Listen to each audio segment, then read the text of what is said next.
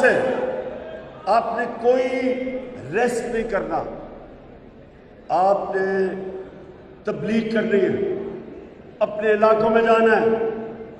फिर से मैं कहता हूं, लोगों को आपने बेदार करना है, शऊर देना है कि पाकिस्तान इस फैसला कुन वक्त पे खड़ा है। सब ने इस तहरीक में शिरकत करनी है। यह शिरकत है पाकिस्तान के मुस्तकबिल की। और मैं आप सबको आज ये कहना चाहता हूं कि आपके लिए कोई रेस्ट नहीं है। ईद वाले दिन भी ईद भी मिले, आप जब ईद पढ़े, ईद मिले, जब नमाज के बाद ईद मिले तो कान में कहें हकीकी आजादी की जंग लड़नी है हमने। सब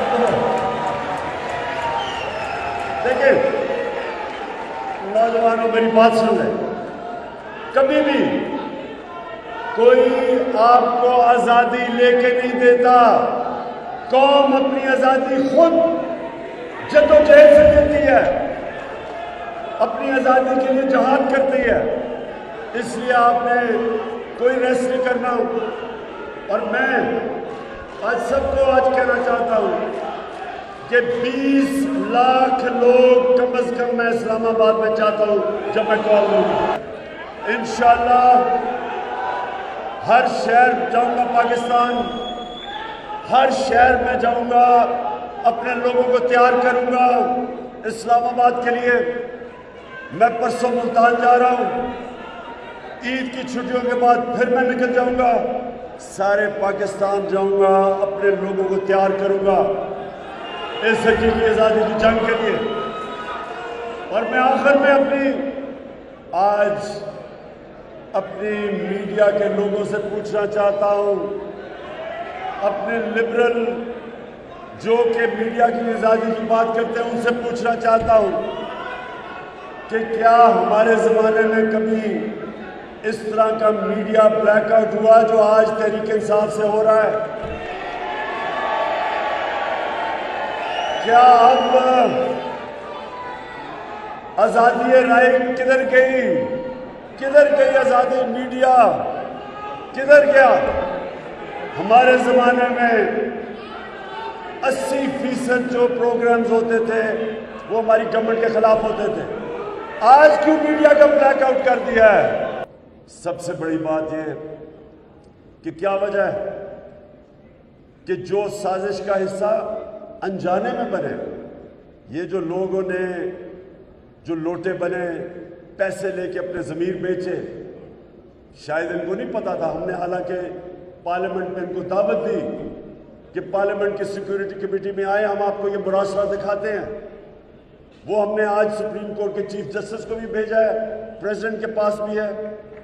सबको पता होना चाहिए कि अब तो नेशनल सिक्योरिटी काउंसिल की जो शहबाज शरीफ ने मीटिंग की, उसमें भी उनको तस्लीम करना पड़ा कि ये मुरासला जेन्युइन है, ये फेक नहीं है।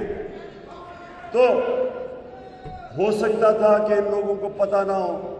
शहबाज शरीफ को और आसिफ जरदारी को, नवाज शरीफ, उसने तो सबसे ज़्यादा साजिश पे उसने लंदन में बैठ के की थी, और फजल रहमान को, इन सब को पता था कि ये मुरासला असल में अमेरिका के साजिश के हिस्से थे। ये तीनों थ्री स्टूजेस साजिश का हिस्सा थे। लेकिन हो सकता है कि ये जो लोटे थे इनको ना पता हो। लेकिन मैं ये आज कहता हूं, मैं पाकिस्तान की अदालतों से भी पूछता हूं और मैं इलेक्शन कमीशन से भी पूछता हूं कि क्या है इतनी बड़ी साजिश हुई पाकिस्तान से, और ये लोगों ने अपने ज़मीर बेचे, 20-25 करोड़ रुपए के लेके इन्होंने इस साजिश का हिस्सा बने, गवर्नमेंट को गिराने में इन्होंने पूरा हिस्सा लिया। तो क्या पाकिस्तान का इंसाफ का निज़ाम कोई इनके ऊपर स्टेप नहीं लेगा? क्यों नहीं इसके ऊपर फौरी तौर पे डे टू डे हेयरिंग की गई? ये क्या हम मिसाल दे रहे हैं अपनी आने वाली नस्लों को, अपने बच्चों को क्या मिसाल दे रहे हैं कि पार्लियामेंट में वो लोग बैठे हुए हैं, ऐसे लोग हैं जो पैसे लेके अपने हल्के के लोगों से भी गद्दारी करते हैं, अपने मुल्क से भी करते हैं, अपने आइन से भी करते हैं, कानून की भी खिलाफ वर्जी करते हैं।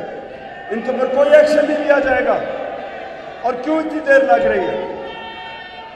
ये सारी कौम की डिमांड है, इलेक्शन कमीशन से भी, अपनी अदलिया से भी, कि डे टू डे हेयरिंग करके इनके खिलाफ एक्शन लिया जाए।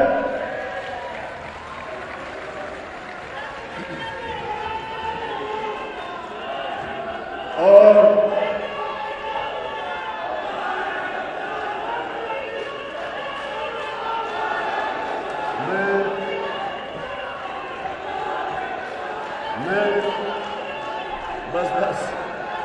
मैं आखिर में दो चीजें और कहना चाहता हूं। मैं इसलिए चाहता हूं, आपकी सबकी जिम्मेदारी है, सुने, जिम्मेदारी है आपकी कि आपने कोई रेस्ट नहीं करना, आपने तबलीग करनी है, अपने इलाकों में जाना है। फिर से मैं कहता हूं, लोगों को आपने बेदार करना है, शऊर देना है कि पाकिस्तान इस फैसला कुन वक्त पे खड़ा है। सब ने इस तहरीक में शिरकत करनी है। यह शिरकत है पाकिस्तान के मुस्तकबिल की। और मैं आप सबको आज ये कहना चाहता हूं कि आपके लिए कोई रेस्ट नहीं है। ईद वाले दिन भी, ईद भी मिले, आप जब ईद पढ़े, ईद मिले, जब नमाज के बाद ईद मिले तो कान में कहें हकीकी आज़ादी की जंग लड़नी है हमने सब।